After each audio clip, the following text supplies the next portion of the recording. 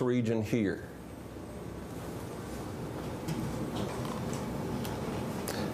Somewhere around 2000, 2100, 2000, somewhere along there, BC.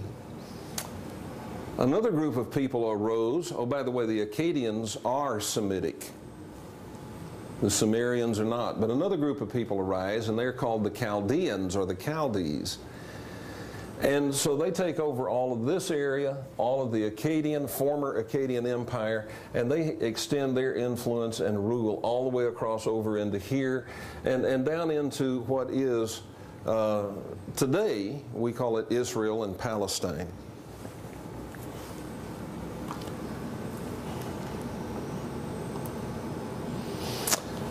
While the Chaldeans are in control of all that area, a guy is born here in Ur at about 1800 BC. His name is Abram. Now, Abram is a very, very wealthy, successful man. And in fact, there's even some indication he may have been nobility. Part of the reason was that he was married to his half-sister, which was the practice of the nobles and kings. Keep it in the family. It's a bloodline thing. But that is speculation. It's not speculation that he was married to his half-sister. Whether he was nobility is speculation. And Abram decided to leave. According to Genesis, he was told to leave. God told him to leave. And so he takes his considerable wealth. He takes his camels and his oxen and his sheep and whatever else he has, and all of his kids and all of his grandkids. Well, he didn't have any kids or grandkids at that point. But he takes family members and servants, and he moves. And he travels through this fertile crescent and comes down into the area that today we call Israel and Palestine. Then they called it the land of Canaan. Well, they settled there, and while he was there, his name is changed to Abraham, but while he is there, he really starts to get worried about things because he has no heirs, he has no sons, no children.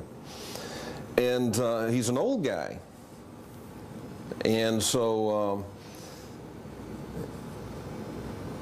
his wife was not able to have children, and she had an Egyptian handmaiden, servant girl, and she gave her to Abraham and said, why don't you make a baby with her, and you can call that your son. And so Abraham did just that. That son's name was Ishmael. And Ishmael became the father of all of the Arab nations. So this guy Abraham is the father of all of the Arab nations through Ishmael. Well, as the story goes, God was real upset with him and said, well, why, you just didn't believe me. I told you were going to have a son, and you had to go do this. And so he got in a little trouble. And in the course of time, about 10 years, when he was 85 years old, a heck of a guy, he had another son, born to his wife. And that son became the father of all of the tribes of Israel. So you have the same guy, Abram, who is the father of the Arab nations and the Israelites. But what is Abraham? Is he a Jew? No, he's a Chaldean.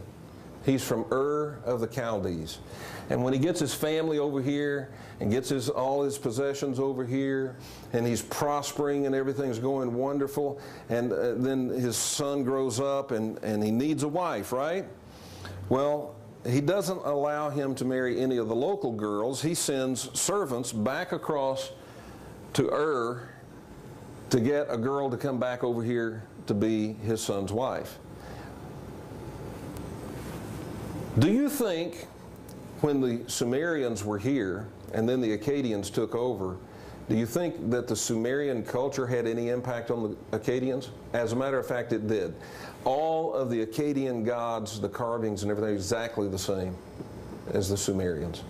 And when the Chaldeans took over, was all of their culture and their religion and their view of the universe and everything pretty much like the Sumerians? Yeah, they got it from the Akkadians when they took over from them. And the Akkadians got it from the Sumerians. And Abraham, being Chaldean, carries that knowledge with him over here. So in the course of time, several hundred years go by, and something happens. All those descendants of Abraham experience a famine,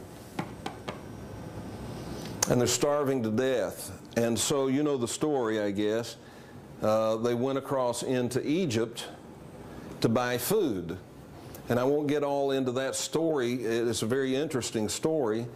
It turns out that a brother that they had sold into slavery because he was just a little bit too cocky wound up down in Egypt and had worked his way up to the number 2 position right under Pharaoh.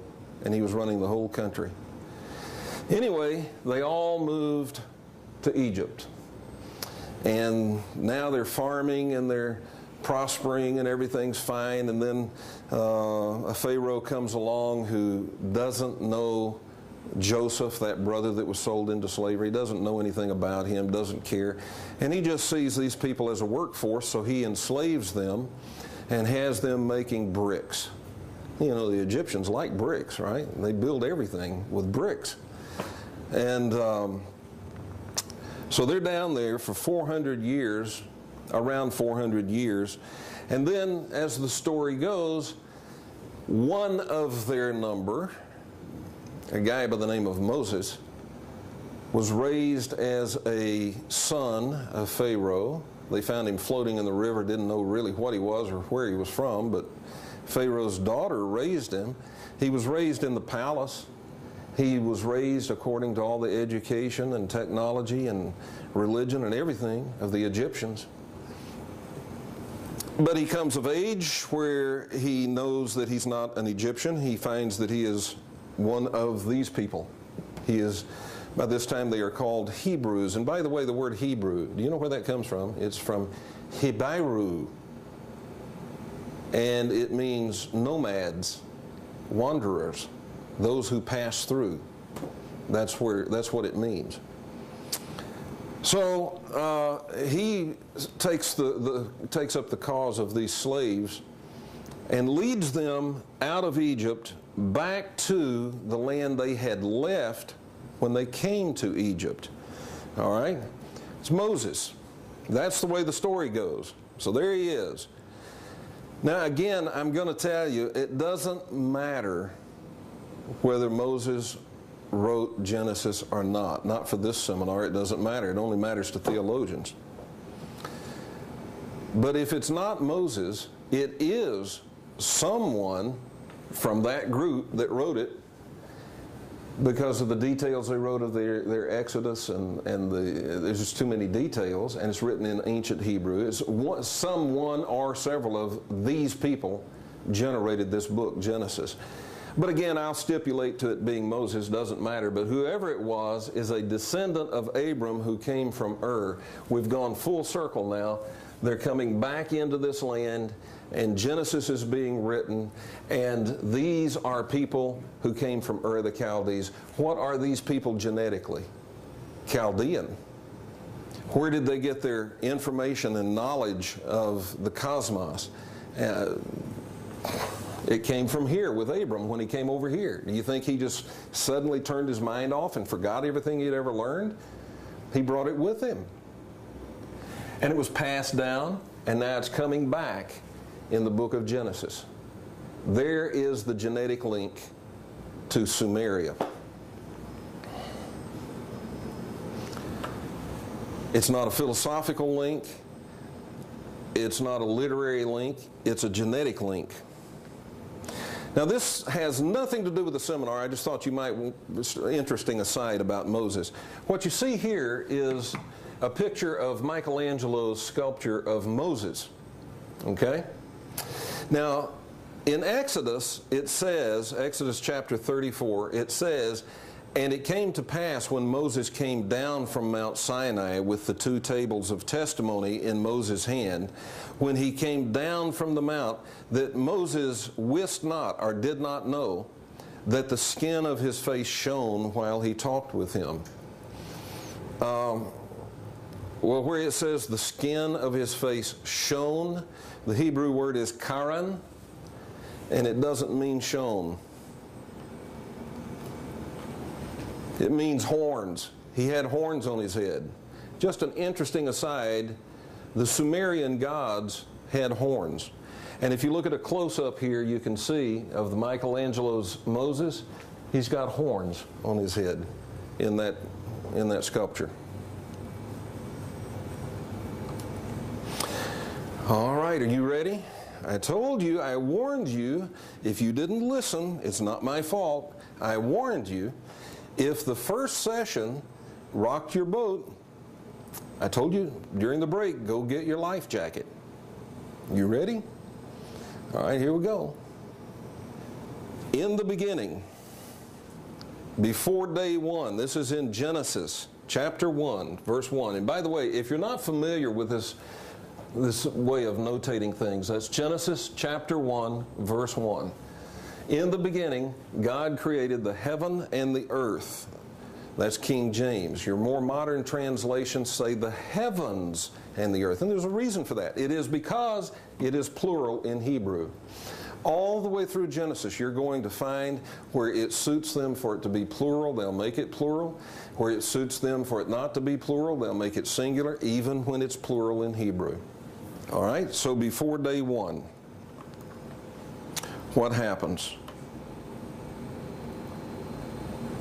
Earth existed prior to day 1, and it was created, it says in the beginning, God created the heavens and the earth. Well, unfortunately, it doesn't say that. I'll show you this later. There are 31 verses in chapter 1.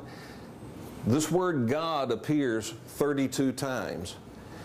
32 times it is this, Elohim. Now in Hebrew, to make something plural, you put this H-I-M, or it's actually kind of an H-Y-I-M in the way you say it, it's Elohim. But you put that yim on the end, that makes it plural. My name is Smith. If you are talking about me, and I've got all my kids around me, you might say, that's the Smiths, and we put an S on the end. But if the name was Hebrew, you wouldn't say that's the Smiths, you would say that's the Smithim. That's how you make a word plural. 31 verses, 32 times it is translated God, and all 32 times it is plural.